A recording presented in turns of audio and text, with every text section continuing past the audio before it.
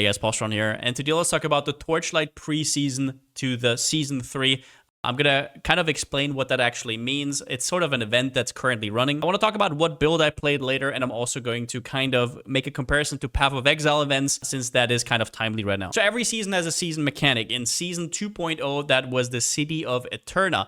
And now with Season 2.5, which is kind of like a thing that they do after 2 months, they have a Season 2.5. And this basically keeps the City of Eterna mechanic, but it adds some stuff on top. Mainly, not just like hordes of monsters, but it also changes completely how builds work. So this season's mechanic is trigger the main skill every 3 meters moved with a 0.4 second cooldown. What that means is basically this season turns every build into an Autobomber. It also mentions though that it cannot trigger channeled skills. It doesn't really work with multi-strike, stuff like that. But it gets more interesting because 40% of your movement speed will be added as a more damage multiplier for the damage for your triggered skill. So what that means is you want to be fast and you basically just want to charge around. Now you can do that with a lot of things. You can increase your movement speed with stuff like blurry steps, savage charge. You can get it basically from gear. And there's a lot of ways you can use this. You can just make your main skill your main damage dealer and scale a lot of movement speed and just kill stuff that way. A lot of people are doing that. What you can also do is you can basically make this your trigger and then proc other things with that. For example, I would just quickly show you what I've basically been playing. And this is Milky BK's train build from last season, which is now even more busted because of what changed right here. So I just press right click and all I have to do is basically run through and it will proc Rain of Arrows. Now you might have some questions. For example, how the hell do I proc Rain of Arrows if I don't even have a bow on? I have a two-hander, but what happens is you don't actually need the weapon type that you usually need in order to proc the skill. So you can have a wide variety of skills. So for example, as you can see right here, I cannot use it normally, but I can still trigger it. We're then just basically supporting our Autobomber playstyle. Basically, this is a very wrist-friendly playstyle, and it can still trigger cast on critical strike. So that's what we're doing as well. And most of our damage is just coming from Rihan's Burst. This is a free-to-play character. And this burst ability right here, which has a chance to proc and also has a chance to proc on crit, will then do most of your damage. But I will not talk about the build more. Milky BK made a full build guide about it, and it is his build after all, so I would definitely check that out. Link is down in the description. Even if you've never played the game before, if you want a safe, very strong entry into this game and you want to play this event, definitely use that one. Personally, it's been my favorite League starter so far, so that says something. Now, we just dropped an interesting item here, which is Proof of the Star Hunter. Now, one thing I have to reprimand the devs is the second part of the League mechanic is kind of hidden up here, so you have to click and then click the Hunt Across Realms, and you get into the Hunter's Woods. And you can see right here, you need 3 Proof of Star Hunter to proceed to this area. And when you go into that area, you will have a big chest. You don't have to do a boss or anything. You can kind of see this like a reliquary key in Path of Exile. And this is quite big because it drops a lot of FEs, it drops rare uniques, and it also drops stuff like slates, which you usually wouldn't get. It drops a lot of memories, relics, and stuff like that. It also drops double corrupted stuff. And it drops these memory cards, which give you further uniques, further memories. So what they basically try to do with this mechanic, I think, is just make it easier for you to progress. And I think that's just a great idea because they realize that if they reset the economy again, it's going to be harder to get back up again. And a lot of people already burned out. So they want to get people to the end game faster. That is something I would like to see with Path of Exile events as well, but more on that a little bit later. Now, on top of that, during these maps, you will also encounter new bosses within the map. So for example, the bosses up here, they will drop a ton of loot. I'm currently only doing it tier 7, so they're kind of falling apart. But if you do this in a higher difficulty, you're going to be wrecked quite frequently. So you have to get a stronger build. But guess what? The event also makes your build stronger because it gives you inherent stuff. And then you also have these chests. Now, these can drop from normal currency to like double corrupted stuff.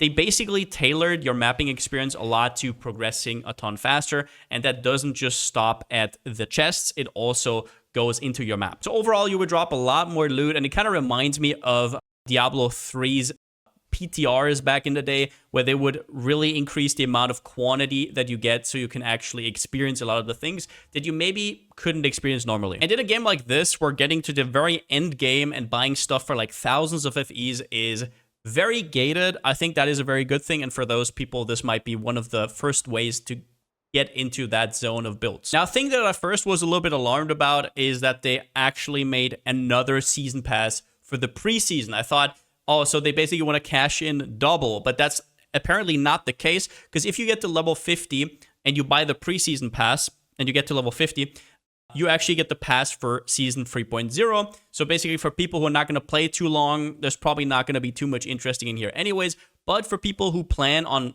playing maybe for a week or longer, they already get the season pass 3.0 on top of that as well. However, do note that in order to get to level 50, you're not just going to be playing a day or two, you're going to be playing like a week minimum, at least in my personal experience. Now, the last point I kind of want to touch on is how much fun this event was. And I'm usually not somebody who really enjoys events. And I know they call this a preseason, but that is basically what this is for me. It's like you have your season established, and now at the end of the season, there's something to make it fresh again. And I think the reason why I thought I don't like events is because usually I play PoE events, and I'm kind of disappointed because there's very little actually happening, and there's very little time put into these events by GGG, probably because it maybe doesn't attract too much new players. But the fact is, XD actually put a lot of effort into this league. There's new monsters, there is a completely new way to play builds, and it kind of even makes sense. They even made new uniques here just to kind of accommodate the league. So it's also a very good testing ground for them. Whereas GGG just throws random stuff in there, they actually put out new content that they can pre-test for the next season, which I think is way more interesting than just putting like an old league mechanic into the main game and then call it an event, right? And yeah, especially because this event is actually a month, so you have a long time to accumulate items, whereas the events for PoE are only a week, which is kind of hard to get anything going. I just gotta say, I was really, really pleasantly surprised. I was very much a little bit question marking myself because having 2 economy resets is just kind of weird, but one thing I can say is there is unique opportunities to play new builds.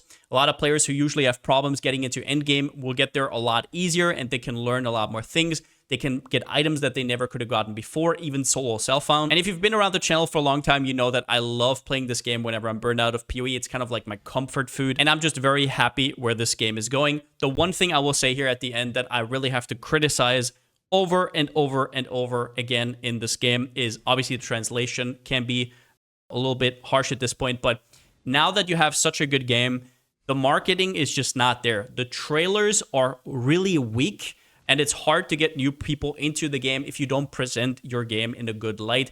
It feels like they're sometimes out of touch with the Western audience. And on top of that, I had people who really like Torchlight, who've played all the seasons or just come back every single league, and they didn't even know about this event.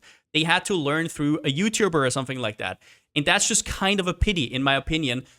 So the game is getting better and better. It's already very, very fun. The devs just know what they're doing. They're just very fun oriented rather than like posturing with hardcore or anything like that. It is a unique game. The art style can be so or so depending on who you are.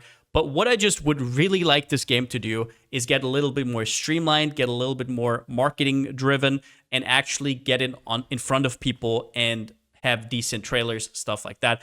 But that's just my 2 cents. And this event is definitely worth playing. It gets my stamp of approval for sure.